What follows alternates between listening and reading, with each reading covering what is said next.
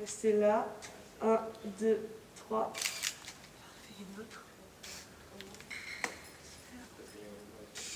Super, ici en regardant là.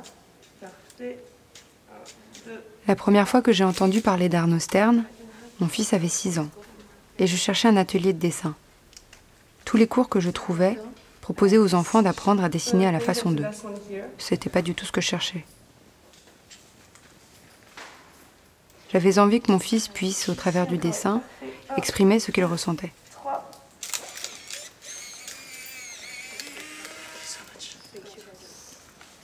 Je vais faire de l'autre côté. Super. 3. Une amie me parla alors du clos-lieu. Sans comprendre vraiment de quoi il s'agissait, je décidai d'aller voir.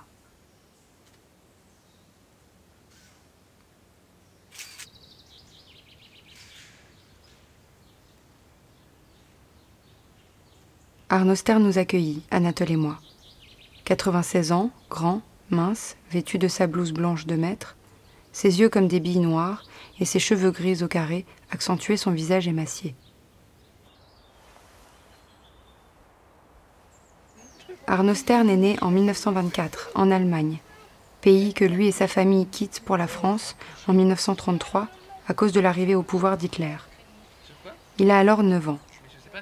Plus tard, ayant survécu aux poursuites, à la clandestinité et après l'internement dans un camp de travail en Suisse, il revient en France et à Valence fait des études d'art plastique. En 1946, Arno a 22 ans et on lui confie un atelier de dessin pour les enfants orphelins de guerre. Il constate alors que les créations des enfants sont d'autant plus riches quand elles sont effectuées librement, sans proposition de thème. Quand le centre ferme, il ouvre en 1948 à Paris l'Académie du Jeudi, où il met ses idées en application. Ce qu'il propose est une pratique du dessin qui est source de bienfaits pour les êtres, enfants et adultes. C'est là qu'il met au point les règles qu'il appliquera tout au long de son travail, qu'il appellera le jeu de peindre. Lieu clos sans fenêtre, table palette qui met les couleurs à disposition, 18 couleurs, et entre chacune d'elles 3 pinceaux, un petit, un moyen, un grand.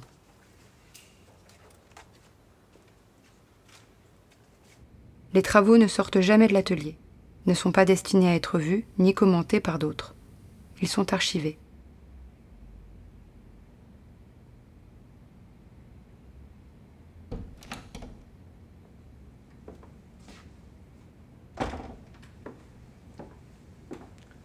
« 500 000 documents. » Là, il y a 500 000 documents. Et c'est des documents irremplaçables. D'abord parce qu'il y a des évolutions entières d'enfants. C'est-à-dire des enfants qui ont commencé quand ils avaient 2 ou 3 ans, et on a conservé chacun de leurs tableaux, chacune de leurs traces, chaque semaine, pendant 10, 15, 20, 30 ans. Il y a donc, on a l'habitude de conserver les traces d'un enfant à raison de, je sais pas, 1, 2 dessins, 3 tableaux, peut-être quelques semaines. Mais là, c'est tout ce qu'un enfant a tracé pendant 30 ans, pendant 40 ans. Et ça, c'est des documents uniques parce que personne ne fait ça. Personne n'offre des conditions où un enfant peut peindre pendant 30 ans et on peut suivre toute son évolution de sa toute première trace jusqu'aux traces les plus avancées. Quand ce sera sec, je mettrai des petits points blancs. L'enfant peint ce qu'il souhaite et décide seul si son dessin est terminé.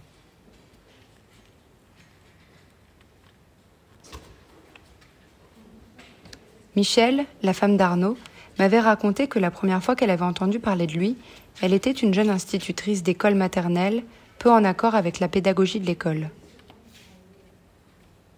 Elle était alors allée à la bibliothèque, rechercher des ouvrages traitant du rapport de l'enfant au dessin.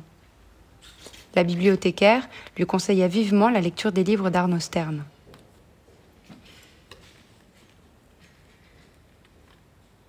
Tout s'éclaira alors pour elle. Ce n'est que plus tard qu'elle fit sa connaissance et qu'elle l'accompagna dans son travail.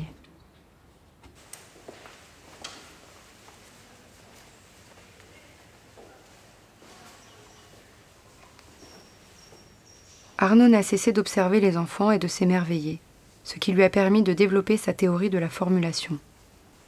Théorie dont il a vérifié l'universalité. Accroupi ou couché par terre, le petit enfant dessine. Il serait plus juste de dire il laisse se faire une trace sur la feuille de papier. Et il éprouve un immense plaisir à voir apparaître cette trace grâce à son geste. Les figures qui naissent dans l'espace de la feuille sont les incontestables composantes d'un système, du système universel de la formulation. Ce que trace le petit enfant mérite une grande attention.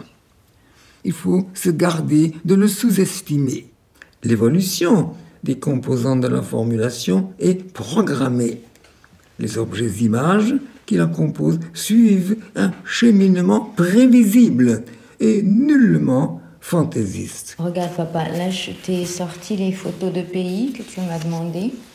Là c'était une sélection que tu as faite, tu peux regarder ça. Là c'est la Nouvelle-Guinée, l'Éthiopie, Guatemala, Pérou, Afghanistan.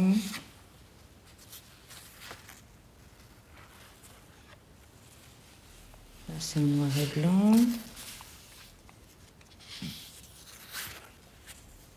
Entre 1966 et 1972, Arnaud voyage dans des contrées lointaines à la recherche d'enfants n'ayant jamais été scolarisés et non influencés, qu'il appelle « populations épargnées » et qu'il fait peindre. Niger, Afghanistan, Mexique, Mauritanie, Pérou, Éthiopie, Guatemala, Nouvelle-Guinée. Il démontre que la formulation est un code universel en prise directe avec la mémoire organique, c'est-à-dire la mémoire du corps.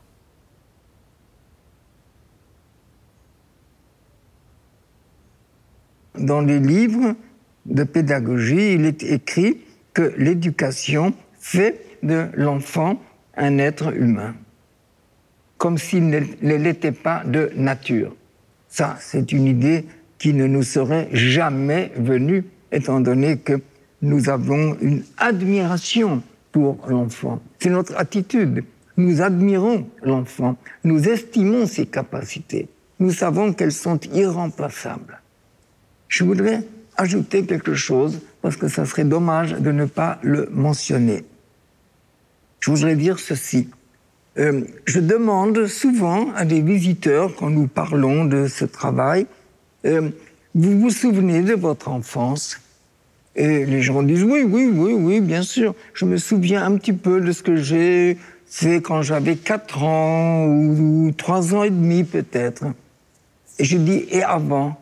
Non. Mais c'est tragique, après tout. C'est quelque chose qu'il faut constater.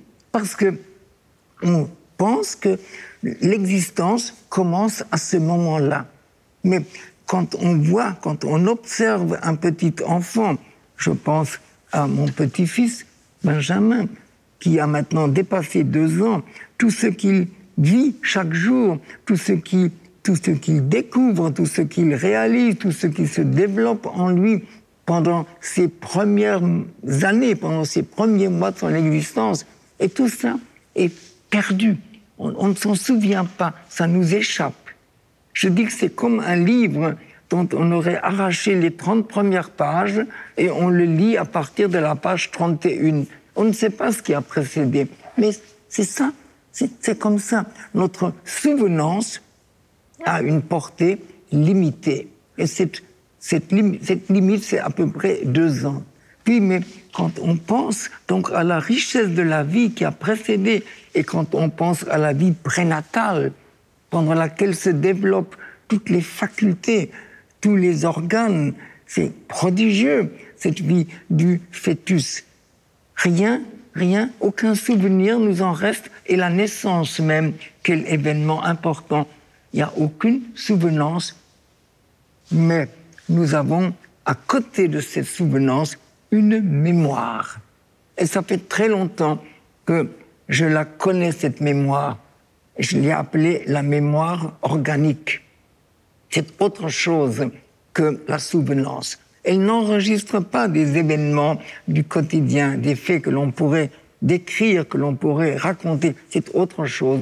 Elle a mémoriser les faits de notre évolution, de notre développement. Et c'est ça l'origine de la formulation. Et la personne qui vit la formulation retrouve son origine. Ça, c'est irremplaçable, c'est prodigieux. Et je suis heureux de pouvoir dire que j'ai créé un lieu dans lequel, grâce aux conditions particulières dans lesquelles se trouve la personne dans ce lieu, elle retrouve son commencement.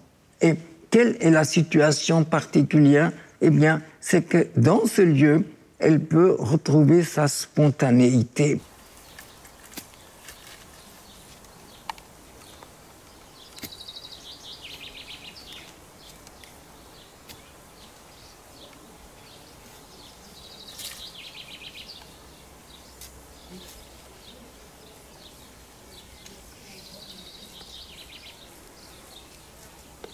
Je savais que j'avais trouvé le bon endroit pour mon fils, mais j'avais aussi terriblement envie d'y participer.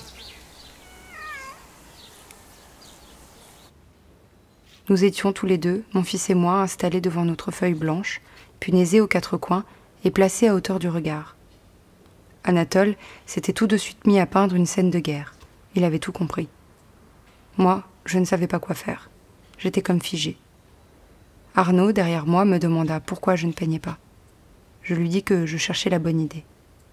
Il me dit de ne surtout pas réfléchir, de laisser juste s'exprimer ce que j'avais à l'intérieur. Arnaud était là pour jouer son rôle de servant. Préparer les mélanges de couleurs dont nous aurions besoin, remplir les godets, nous rappeler d'humidifier nos pinceaux mais pas trop pour éviter que ça coule, et ramasser avec son aimant les punaises qui tombaient du mur. Pendant près d'1 an, tous les samedis, Anatole et moi sommes venus peindre au Clos-Lieu. Et puis il y a eu le Covid, et du jour au lendemain, tout s'est arrêté. Arnaud a quitté Paris. On s'était souvent demandé ce qu'il devenait. Je l'ai retrouvé, il a 99 ans et je le filme aujourd'hui, entouré de sa famille. Sa femme Michel, ses enfants André et Léonore, ses petits-enfants Antonin et Benjamin, et Pauline, leur mère.